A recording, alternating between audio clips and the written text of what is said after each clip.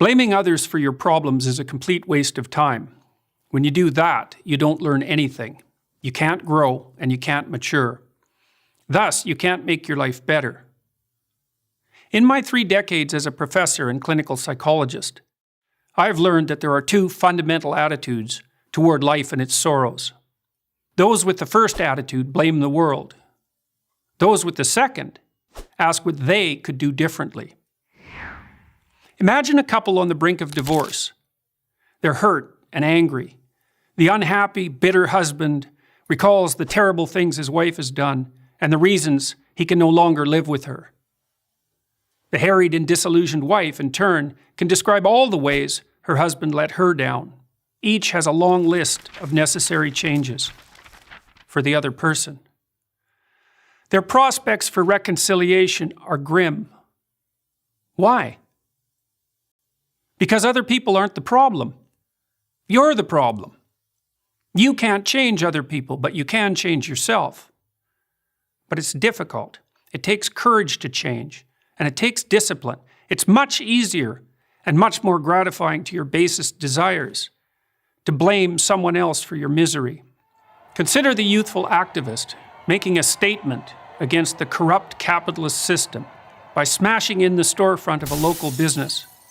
What has he done other than to bring harm to people who have nothing to do with his real problems?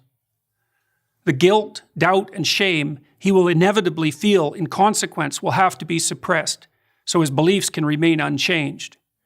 And that suppression will do nothing but foster his anger and alienation. In the play The Cocktail Party by American English poet T.S. Eliot, one of the characters is having a very hard time of it.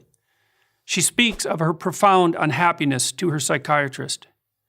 She tells him that she hopes her suffering is all her own fault. Taken aback, the psychiatrist asks why. Because, she tells him, if it's her fault, she can do something about it. If it's in the nature of the world, however, she's doomed. She can't change everything else. But she could change herself. Now, there are people who seem to be consigned to a terrible fate, but most of us aren't. Most of us have a chance to make our lives better. But how? Start small. Ask yourself a few questions. Have you taken full advantage of the opportunities offered to you? Are you working to your fullest capacity at school or at work? Have you, in other words, set your own house in order? If the answer is no, try this. Stop doing what you know to be wrong. Stop today. Don't waste time asking how you know that what you're doing is wrong. Inopportune questioning can confuse without enlightening and deflect you from action. You can know something is right or wrong without knowing why. Start paying attention. Do you procrastinate, show up late, spend money you don't have, and drink more than you should? It's not a matter of accepting some externally imposed morality. It's a dialogue with your own conscience. What are you doing that's wrong from your own perspective? What could you put right now? Get to work on time. Stop interrupting people. Make peace with your siblings and your parents. Diligently utilize everything you already have at hand. If you do those things, your life will improve. You'll become more peaceful, productive, and desirable.